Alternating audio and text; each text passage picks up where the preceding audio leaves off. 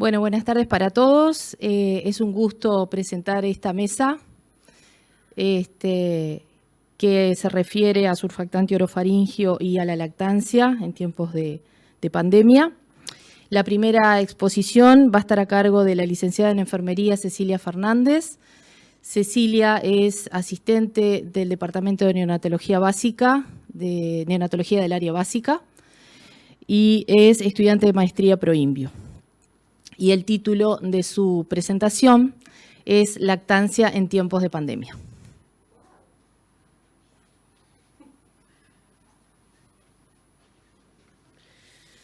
Bueno, buenas tardes. Vamos a hablar un poco de lactancia hoy. Declaramos que no tenemos ningún tipo de conflicto de intereses. Y hoy, hace un rato, Fernando estuvo hablando del tema del estrés que surgió con esta pandemia, con el tema de evitar los contagios, y en todos los servicios pasó que estábamos todos medios complicados y estresados en colocarse los equipos, sacarse el equipo de protección personal. Pero de acuerdo a la población que cada uno abarca en los servicios, también nosotros que estamos en las maternidades, también comenzaron a surgir preguntas de cómo mantener esa lactancia, es decir, si se le daba la leche de la madre que estuviera siendo COVID positiva, si el niño permanecía con la madre, si no se mantenía con la madre, si se vacunaba durante la lactancia. Bueno, surgieron como un montón de preguntas que por suerte se fueron desplegando con guías que se fueron desarrollando en diferentes lugares del mundo. Esta que pusimos acá primera es una del CDC, que iba marcando, como dando pautas de cómo uno tenía que actuar frente a esa madre y a ese niño. Esta otra, hay un montón, nosotros elegimos puntual algunas, pero por suerte en el Uruguay también se fueron generando nuestras propias guías, y que creo que la mostró Fernando en la otra presentación, pero bueno, estas guías lo que nos ayudaron fue a que cada servicio tuviera como un reper de cómo ir actuando, y lo iba a ir adecuando a su personal, a su área física y a las madres que estuvieran con esta patología. Entonces, en este recuadro celeste está la atención del recién nacido, del hijo de madre con sospecha COVID, y después empieza a desplegar de cómo actuar frente a este niño. En caso de que apareciera esta madre con COVID, se le iba a designar una sala que fuera para ella, que estuviera preparado, donde iba a tener todas las medidas de protección, tanto para el personal como para la familia. Iba a haber un mínimo personal, es decir, se iba a distribuir el personal que iba a estar en ese parto, pero mínimo, siempre como un apoyo afuera por si se necesitaba alguna medida extra, pero siempre que fuera una madre con sospecha de COVID no quería decir que se le iba a restringir la atención. Siempre se pensó en asistir a la mejor calidad de ese recién nacido. Por ejemplo, que acá el clampeo oportuno en ningún momento se suspendió. Entonces, si por ejemplo la madre era asintomática o tenía síntomas leves y el recién nacido, asintomática o síntomas leves y el recién nacido era asintomático, se iba a una sala de alojamiento con medidas de aislamiento para la madre y la persona que estuviera con ella, y se mantenían las pautas de lactancia.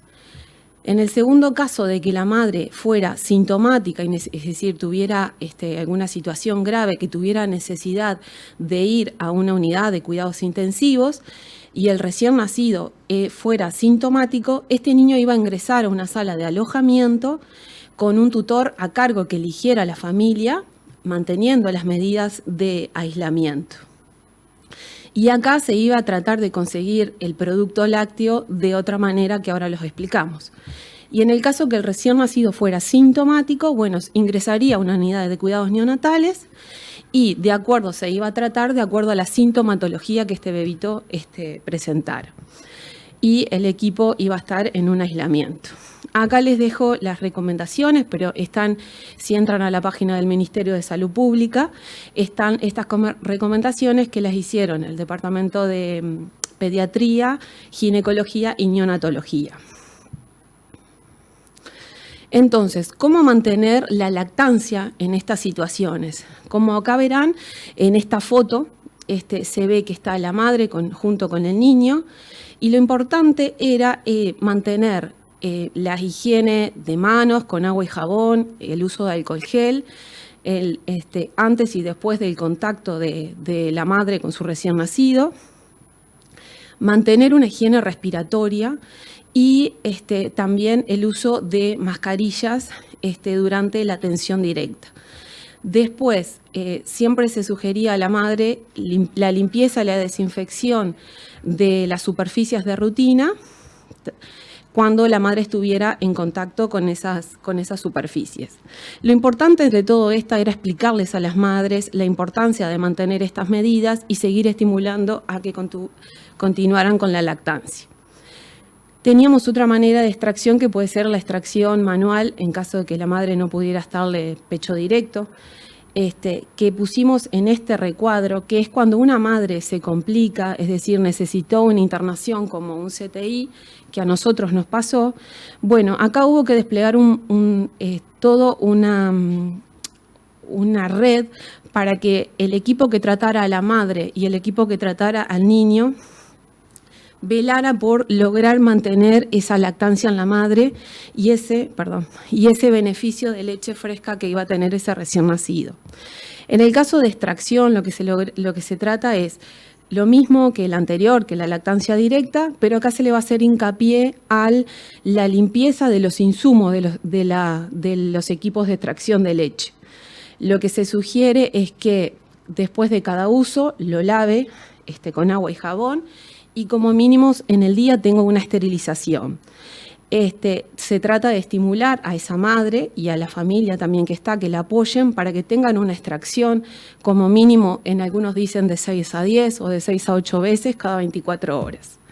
Y después también las condiciones con que se iba a guardar ese producto lácteo. Acá en este ejemplo, por ejemplo, en la foto anterior, es en el caso de que, como nos pasó, tuvimos madres en CTI, conseguíamos la leche y después se lo daba el familiar que estuviera con el bebé o, bueno, acá en este caso como en la foto, un integrante del equipo de salud le ofrecía la leche de su madre. Nosotros en el hospital estuvimos valorando cómo era la lactancia en nuestro servicio y nos basamos en este trabajo que son de 2 nurses americanas, que lo que ellas hablan es de cómo acortar la brecha entre lo recomendado y lo actual. En este trabajo ellos apuntan a que se haga un trabajo activo y precoz para lograr un volumen de leche de 500 mililitros a los 14 días posparto. Esto es como un objetivo bastante importante lograrlo, pero bueno, nosotros nos propusimos y lo que ellos trabajan es en promover. Ellos dicen que la promoción de la extracción de leche en las primeras 2 semanas te va a predecir la continuidad de la lactancia al momento del alta. Ellos promueven que esa iniciación tiene que ser en las 6 horas, recomiendan que sea a las 2 horas preferiblemente, pero y con una frecuencia de ordeña de 6 a 10 veces al día. También recalcan la importancia que tiene que haber disponibilidad de todo el equipo, tiempo y disponibilidad para apoyar la lactancia, que justo en esta época de pandemia eso se puede haber visto medio apremiado.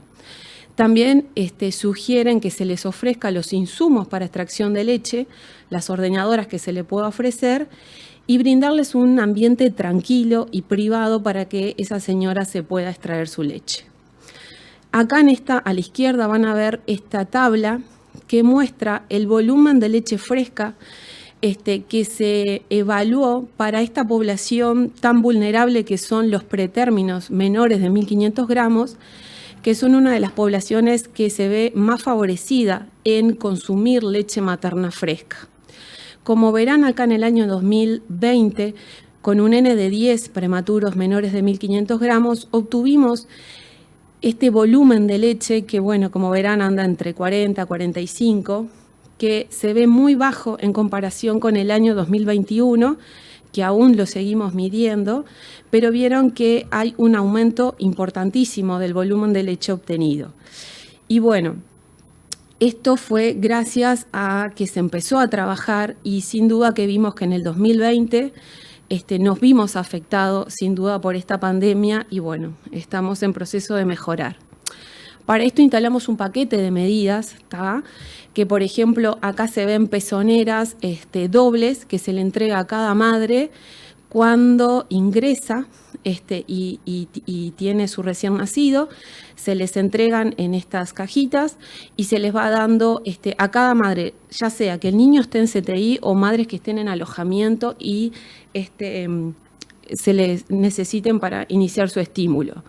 Después se proveen frascos para reservar y conservar la leche y un espacio que acá le mostramos nuestra sala de lactancia para que la madre también tenga un lugar cómodo y tranquilo y lindo para donde ella pueda extraerse. También hicimos mucho hincapié en la planilla del seguimiento del recién nacido, que acá van a ver, no sé si logran ver, donde hay un 70, donde se debería marcar siempre la extracción de leche que trae la madre en cada control. Esto es muy importante, ya sea para que el personal de enfermería también vea en cada control si no tenemos ninguno de esos cuadrados marcados y se ponga una alerta de qué está pasando con esa madre, por qué no trae leche. Y también es muy importante y vemos que estimula mucho también a las madres que cuando ellas mismas van nos hacen recordar que llenemos. Entonces, incluir a la madre en este proceso es sumamente importante. La familia tiene que estar informada, tiene que ser una comunicación asertiva, como dice acá, pero siempre en nivel de escucha, es decir, ver por qué, que no se sienta presionada, que a veces uno pide leche, pero decir que estimularla para que siga, cómo está haciéndolo, si tiene algún problema, cómo son las maneras de mantener la implementación de los insumos. Y la presencia de ellas en la unidad es muy importante. También hay algo que considerar que cuando esa madre se va de alta, tiene ella su alta obstétrica y el bebito aún permanece en una unidad neonatal, que el hospital ofrezca un lugar donde ella pueda quedarse y estar cerca a su recién nacido, con todas las 4 comidas y un lugar para descansar, es sumamente importante. Después, como acá hemos visto, es decir, ha sido todo un reto mantener la lactancia en estos tiempos de pandemia, como pusimos en el título. Y, por ejemplo, acá le traemos, hay un montón de artículos, nosotros sí fuimos haciendo una selección, pero, por ejemplo, este artículo que habla de la experiencia de unas mujeres que estaban cursando su embarazo y eran sanas, y eran un hospital de Filadelfia. Y ellos engloban esta experiencia en estos 5 puntos, en los que cómo cambiaban las recomendaciones todos los días, y si uno hace memoria, a nosotros nos pasó lo mismo. Un día hacíamos una cosa, otros días hacíamos otros. Lo que eso le generaba preocupación, estrés, lo que les implicó esa atención presencial a hacer ahora con telemedicina, y esa falta de apoyos que a veces se vieron por parte de su familia y sus amigos por la restricción que se hizo por el COVID, donde antes era de otra manera y ahora tuvieron que tener como un referente y estar un poco más aislados. Lo que recalcaron de los aspectos positivos fue que durante esta atención, cuando el personal de la salud las contenía, los apoyaba, ellos lo reflejaron como muy productivo, que eso les ayudó a bajar el estrés. Por lo tanto, es muy importante enfocarse siempre uno como técnico de salud en la asistencia técnica, pero nunca olvidarse en la calidad de la asistencia humana que se le brinda a las personas. Este otro trabajo también que habla de la lactancia durante la pandemia, como verán son todos muy nuevos, es en 2020 y 2021, también hace hincapié en la importancia de mantener guías basadas en la evidencia, donde se debe recomendar y difundir la información a la madre y a los cuidadores de la salud para mejorar, y a su entorno también, para mejorar esa disponibilidad de leche. Es decir, hubo un riesgo de la disminución en las prácticas de lactancia durante esta pandemia, y esto lo que implicaría es un aumento de la morbimortalidad y una desnutrición infantil. Y también esto puede dejar como una brecha abierta para que la industria pueda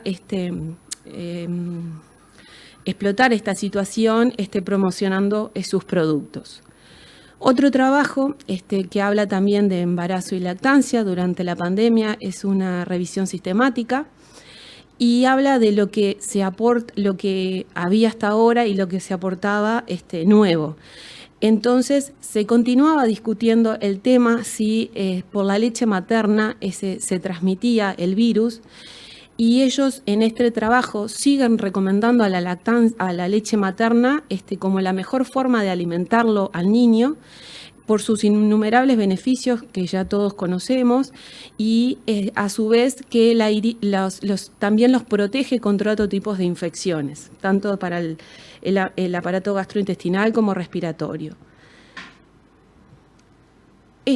Otro trabajo que también va a enfocar a la lactancia, pero también desde el punto de vista nutricional e inmunitario. Bueno, recalca que la leche, bueno, naturalmente tiene como su mejor diseño, que no solo va a nutrir a ese niño, sino también nutre a la madre, y no solo de transferencias de anticuerpos o virus o microbios, lo que sea, también de la parte emocional que se brinda con esa madre. Teniendo en cuenta que el SARS-CoV-2 es altamente transmisible, se fomenta a tener esas medidas de cuidado, pero siempre manteniendo y estimulando a mantener la lactancia durante la madre transcurra su infección o en este proceso. Esto también habla de que la lactancia materna solo estaría contraindicado en un número ilimitado de enfermedades, pero que es el alimento incomparable de elección, que se recomienda su administración como de forma exclusiva como mínimo hasta los 6 meses, y que las tasas y el cese, la disminución, digamos, en el cese de la lactancia va a traer una implicancia social, una implicancia para la mujer, para el niño, para la comunidad, también para la atención de salud, y eso llevaría a inequidades en la salud del recién nacido y de los niños. Que la lactancia es insustituible, y que no solo va a garantizar el crecimiento de ese recién nacido, sino también que lo va a ayudar cuando sea un adulto para evitar algún tipo de comorbilidades. También que no solo el desarrollo inmunológico es transferido por esa leche, sino que también con esa transferencia va también modificar la microbiota del recién nacido y el viroma de ese niño. Acá elegimos esta foto de este paper que como que encierra todo lo que se ha venido hablando, de mantener los cuidados y seguir estimulando la lactancia. Y se sabe que el SARS-CoV-2 probablemente, es decir, se transmite de multiformas a través de gotitas que pueden ingresar al aparato respiratorio y también a las células epiteliales. Y acá la lactoferrina juega como un rol muy importante, ya que actuaría como amplificando esa inmunidad. Se ha encontrado que otras cepas de SARS-CoV, y se supone que para el SARS-CoV-2 la lactoferrina aumentaría la inmunidad para prevenir el anclaje de ese virus a los receptores de las células. A su vez también van a pasar otros tipos de factores como citoquinas, todos los que siguen estimulando el sistema inmunológico de ese recién nacido. Por lo tanto, no hay recetas como pusimos acá. La lactancia se tiene que ver como un fin en sí mismo, se tiene que tener en cuenta en cada binomio, en cada familia, y uno trabajar de acuerdo a cómo está viviendo esa situación la madre. Por lo tanto, conocer la realidad de cada uno de los servicios con que uno trabaja ha demostrado que mejora nuestras prácticas y el intercambio de experiencias es muy bueno para mejorar y tomar de otros lugares cosas buenas que se están haciendo o resultados y mejorar las nuestras. Así que muchísimas gracias. Ahora va a presentar la doctora Silvina Tejera.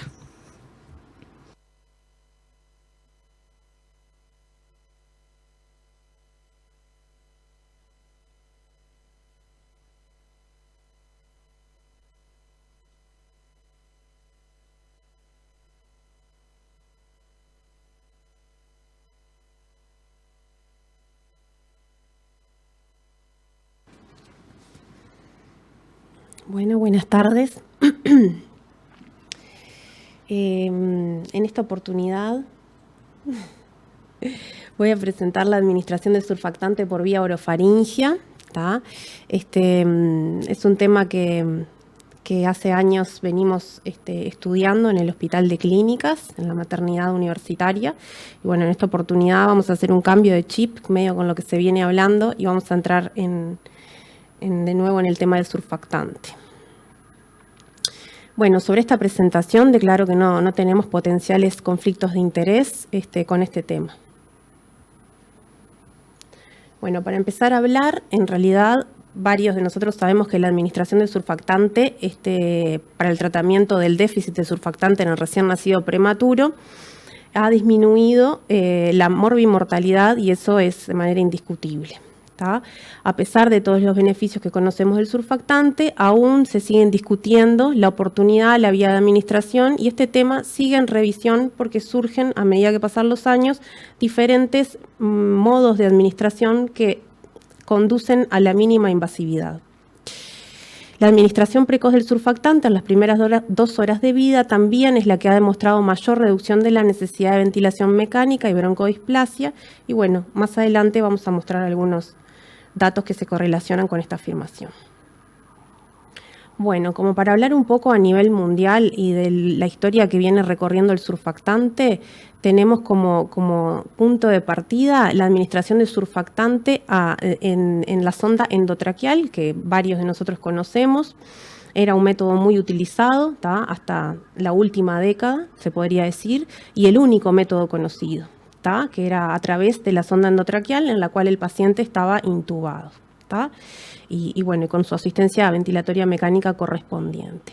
Más adelante se planteó la intubación, la administración del surfactante y la extubación posterior, que esta es la técnica de INSURE, que bueno, se aplicó por mucho tiempo también. Inclusive hay unidades neonatales que todavía siguen optando por esta técnica, y por supuesto, como sigue la línea de tiempo hacia la no invasividad, en realidad es menos invasivo que la intubación a permanencia, porque bueno, ya sabemos todos que al no tener el tubo puesto a permanencia disminuimos algunos factores inflamatorios.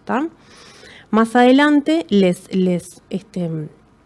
puse estas 2 técnicas de administración de surfactante juntas, son muy parecidas, en realidad varían en muy pocas cosas entre sí, son de diferentes autores, de diferentes grupos de investigación, de diferentes países, y bueno, y en realidad una es la técnica mínimamente invasiva y la otra se llama menos invasiva, pero bueno, en conclusión, en Uruguay la empezamos a aplicar al mismo tiempo que a nivel mundial, más o menos. Y bueno, como todo lo uruguayo, tiene un nombre particular, porque aquí en Uruguay se hace con una técnica que es en realidad uruguaya, más que nada por los materiales que se utilizan y por alguna variación, pero bueno, son muy equivalentes, que es el pasaje de una sonda de alimentación a través de la tráquea con la posterior administración del surfactante.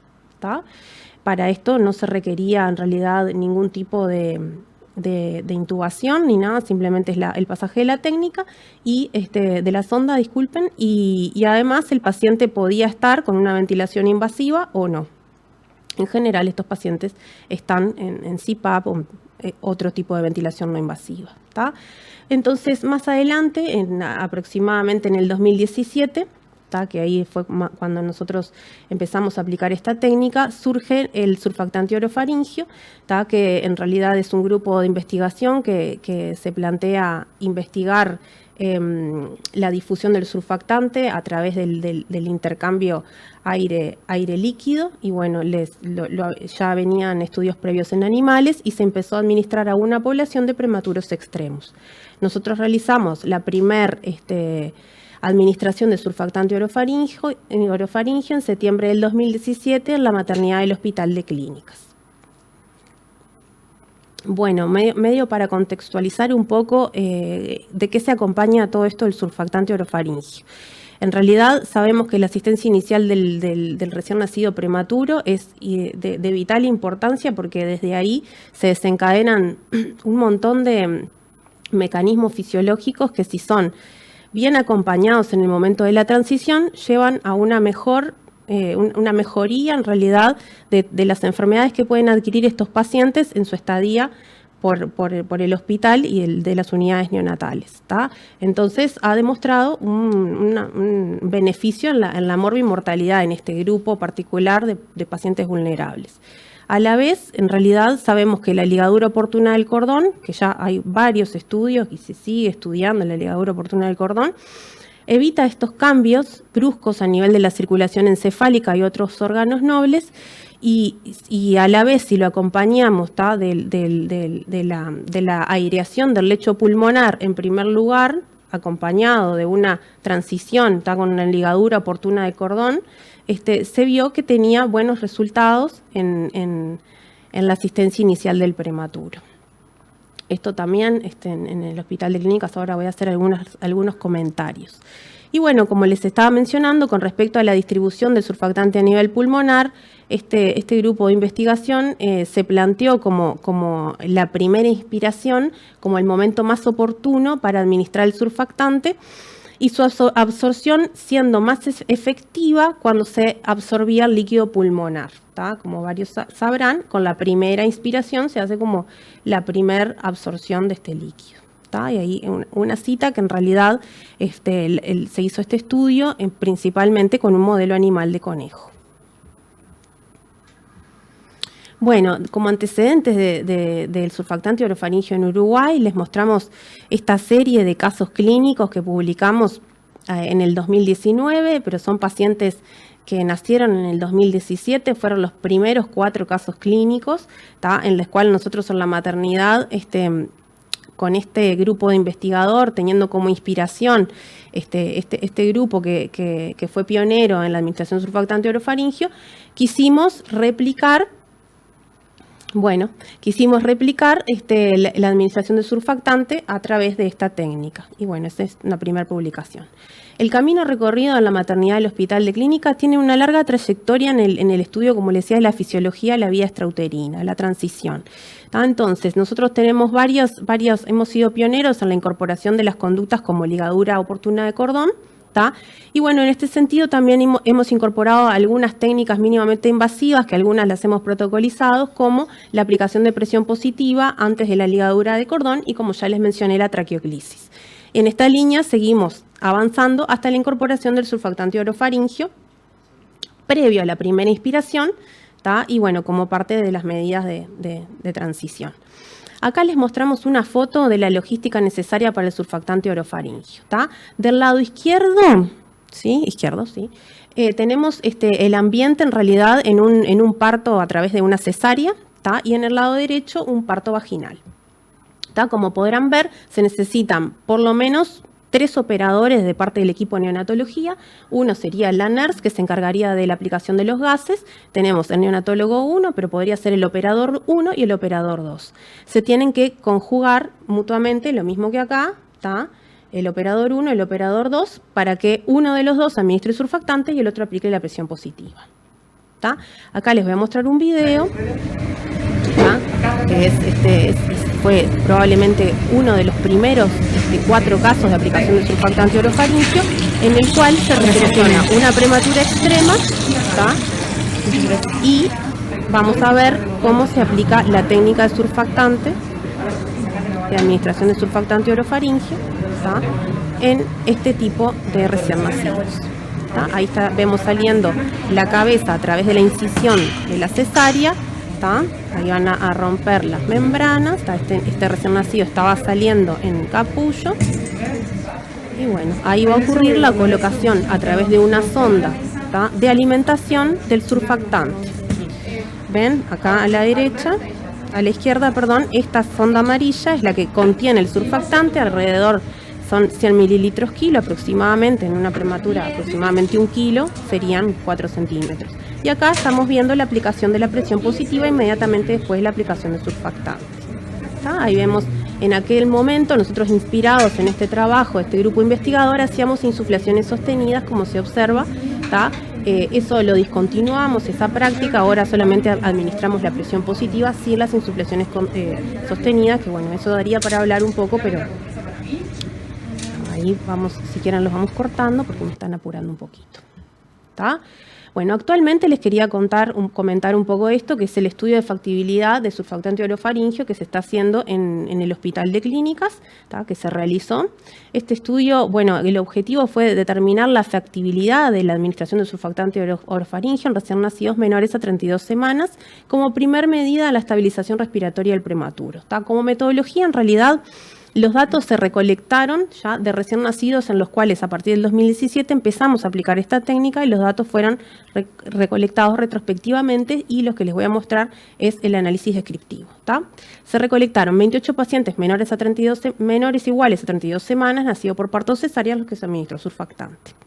Los resultados, bueno, de las variables estudiadas, acá vemos en realidad la edad gestacional, ¿tá? Que bueno, son 29 semanas más menos 2, el peso al nacer, aproximadamente 1728 más menos 422 gramos, tenemos una población similar en cuanto a sexo, ¿tá? Y bueno, lo que sí se puede ver, que vamos a ver en la tabla de la población que les voy a mostrar posteriormente, una gran diferencia a nivel de la vía de finalización del parto, ¿tá? Como ya sabrán, en realidad los prematuros, la vía electiva, ¿tá? Es el nacimiento a través de la cesárea, y bueno, otro dato bastante importante es el número de corticoides antenatales, que fue en la mayoría, ¿tá? Entonces, como principales características de la población, vemos que son pretérminos severos, con un peso menor a 2.000 gramos, porque vamos a ver que el mayor de todos, a pesar de ser niños de baja edad gestacional, pesó 2.000 gramos, y bueno, vemos un alto número de cesáreas y un alto número de corticoides antenatales, lo cual nos habla de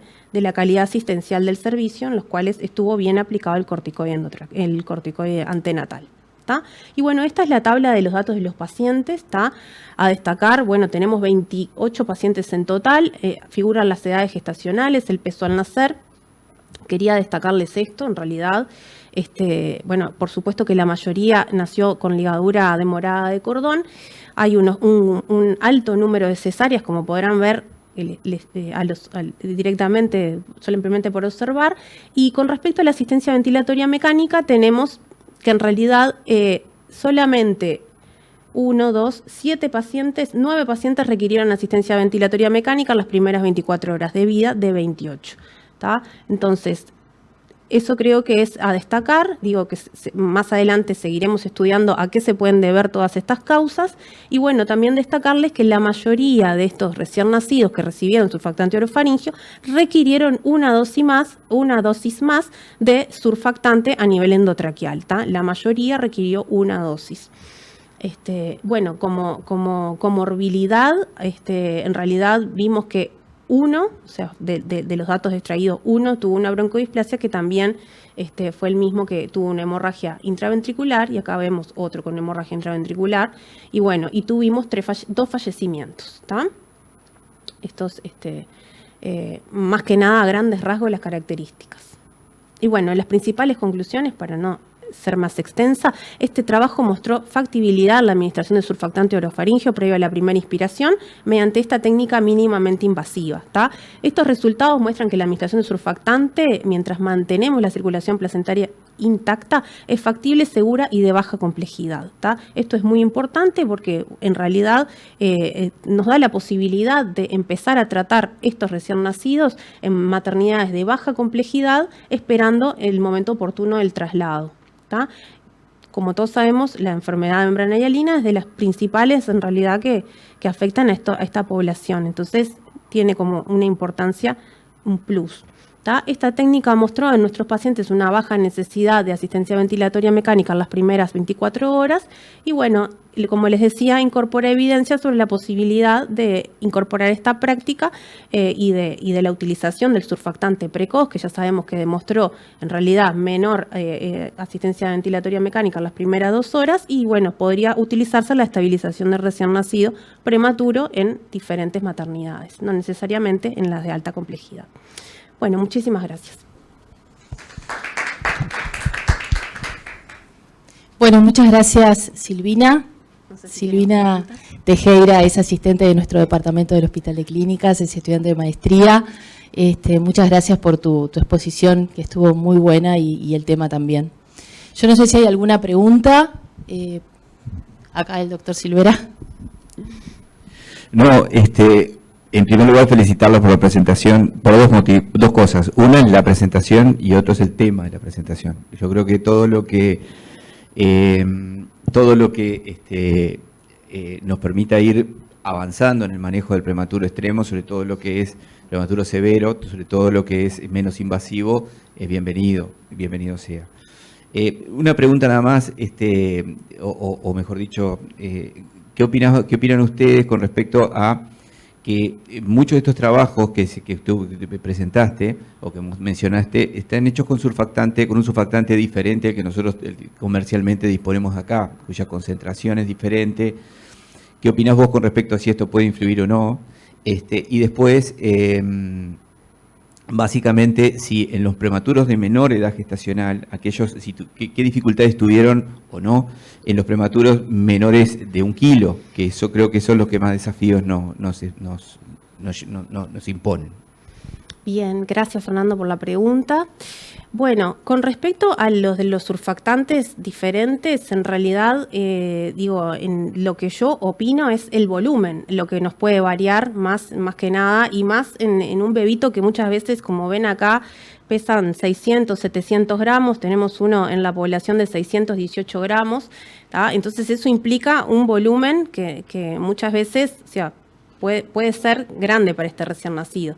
¿Tá? En el caso de los surfactantes de otros países, de otras marcas, en general son menor volumen del surfactante que manejamos acá, que es el Survanta, que son 200 miligramos kilo. Entonces, cuando uno le va a poner a un bebito de 1 kilo, por lo menos tiene que usar 4 o 5 centímetros de colocación en la orofaringe. Entonces, eso es un tema que no hemos visto complicaciones, como que te pueda decir, en el momento de la realización del surfactante, no.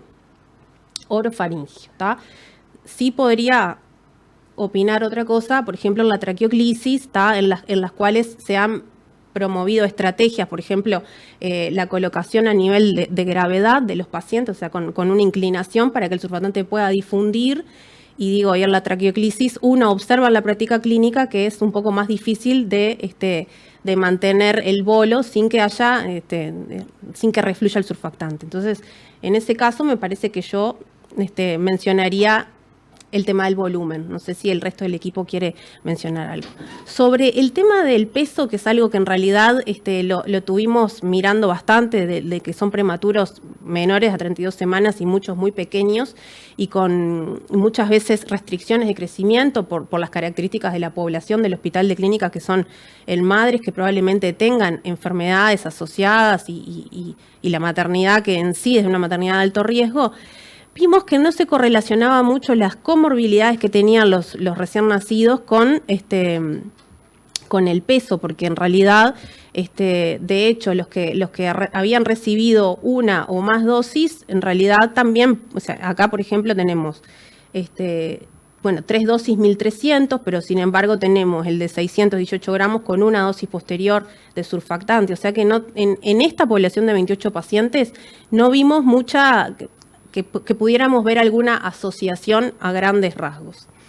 ¿Tá? Eso me surge a mí con respecto al peso y a la edad gestacional, porque de hecho hay mucha variabilidad. Tenemos uno de 31 semanas, que no lo encuentro por acá, 30 semanas, 2.100 gramos, ¿tá? Que no requirió, digo, en este caso se podría pensar que es por el peso y que los más chiquitos podrían requerir más surfactante por ser más pequeños, por tener mayor comorbilidades, pero no se desprende de los números brutos. ¿Tá? Eso es lo que yo opino y veo de los datos. No sé si quieren hacer algún comentario. Muchas gracias, Silvina. Tenemos pregunta del auditorio. No me había dado cuenta. La primera pregunta dice si la sondita no atraviesa la faringe. ¿Se atraviesa o no la faringe? Bueno, la sonda es colocada en la orofaringe, ¿tá? O sea que ustedes la tienen que ver colocada en la cavidad orofaringea. O sea, no tiene lo que estamos seguros que no es una colocación de sonda endotraqueal, que es la diferencia grande y es una diferencia a nivel de la experiencia que pueda tener la persona que asiste en manejo de vía aérea. ¿Tá? ¿Se entiende? Porque en realidad no necesita usar un laringoscopio, solamente tienen que colocar la sonda a nivel de la orofaringe y administrar el surfactante en bolo, ¿tá? Previo a la administración de presión positiva. No sé si responde. Sí, después la otra parte de la pregunta dice si se puede usar, se puede hacer, digamos, aunque no tenga 2 pediatras, si con NERS, con neonatólogo, médico, y si se puede usar como Neopuf. Sí, sí. La administración de presión positiva se puede realizar con el Neopuf, por supuesto, y yo en esto por eso les hablé de operador 1 y operador 2. Como en realidad la factibilidad, nosotros en situaciones ideales, y bueno, en nuestra maternidad, en el Hospital de Clínicas es una maternidad universitaria, en general contamos con personal más idóneo, que no muchas veces no son neonatólogos en sí, sino son posgrados o residentes de neonatología. La licenciada, por ejemplo, Cecilia Fernández, que dio la disertación anterior, nos acompañó en muchos de estos pacientes, ¿tá? Lo puede realizar alguien que sea que esté asistiendo el parto, ya sea el personal que esté circulando en ese momento. Es una maniobra de baja complejidad la administración de surfactante en la orofaringe. De hecho, las nurses hacen maniobras mucho más complejas en otras circunstancias, o de hecho para administrar el alimento muchas veces introducen la sonda en el estómago, o sea que requiere la mínima complejidad que uno se pueda imaginar. Vieron que si quieren les muestro el video nuevamente, pero es bastante claro cómo en realidad se introduce a ciegas la sonda. ¿Tá? No es necesario observar la vía aérea, a eso me refiero. Muy bien, muchas gracias, Silvina. Muy claro. De nada. Acá tenés el video. Ahí les va a mostrar la salida de la cabeza y rápidamente uno de los operadores, que en este caso era una residente de neonatología, administra el surfactante a través de una sonda de alimentación. O sea que por eso es que tiene este nombre particular. En realidad en algún lugar se puede hacer, si no cuentan con una sonda de alimentación, con algún otro tipo de catéter que sea como para administración de algún fluido. Vieron que no es una sonda rígida ni nada por el estilo. Y ahí el volumen, que aproximadamente es poco, ella lo administra en bolo, es un bolo lento, pero lo está administrando, y mientras el otro operador coloca, en este caso, una pieza de Catwinkel o una llamada pieza de pantalón en las narinas del recién nacido prematuro, y después administra la presión positiva, que como ya le dije en ese caso, justo este era el video que tenía, que se veía un poquito más, y en ese momento aplicábamos insuflaciones sostenidas, que no es necesario en este momento. ¿Está?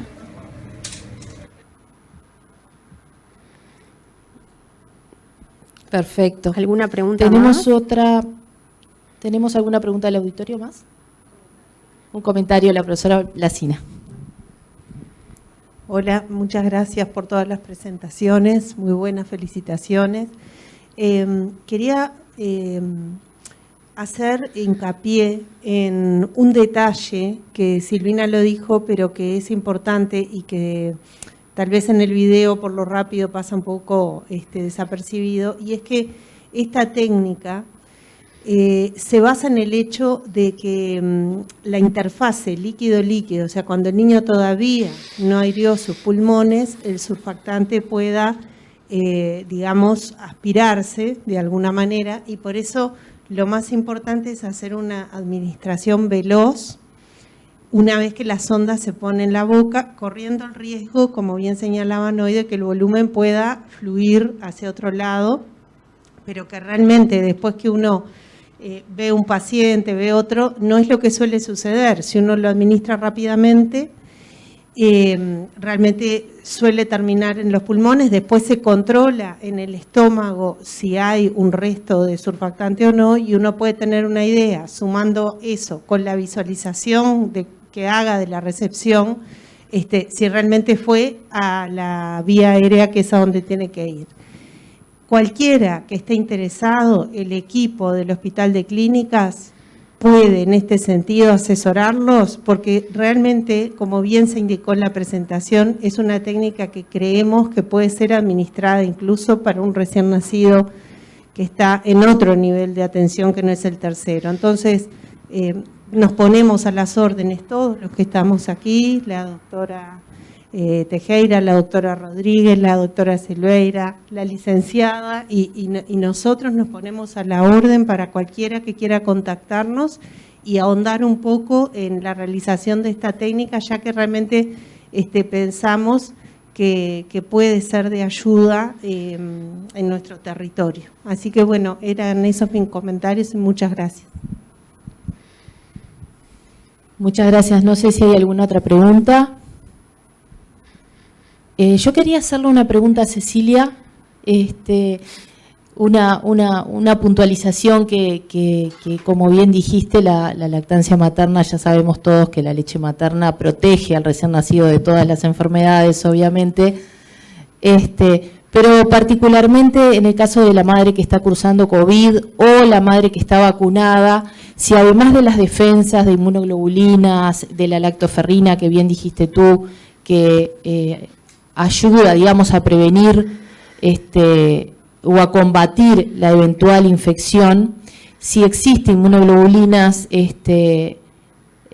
específicas para el SARS-CoV-2 en la leche materna de la madre infectada o vacunada. Esa es la pregunta.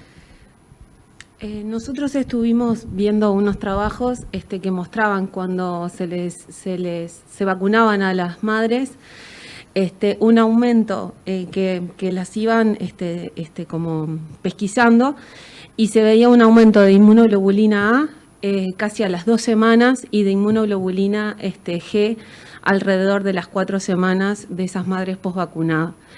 La discusión es que lo que se discute aún es si se encuentra, si se pasa la leche como vector. Lo que se ha visto como algunas partes de ARN del virus, pero no el virus. Cuando lo empiezan a cultivar, no logran ver el virus en su totalidad.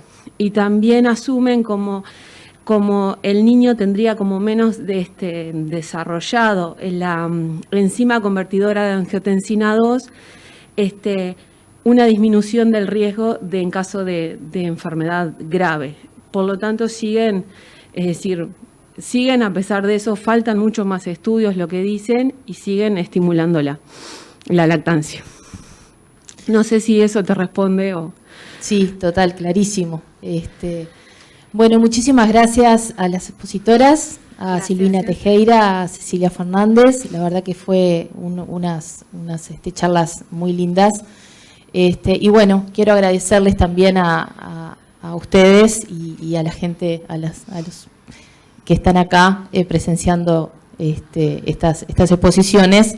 Y bueno, muchas gracias y buenas tardes.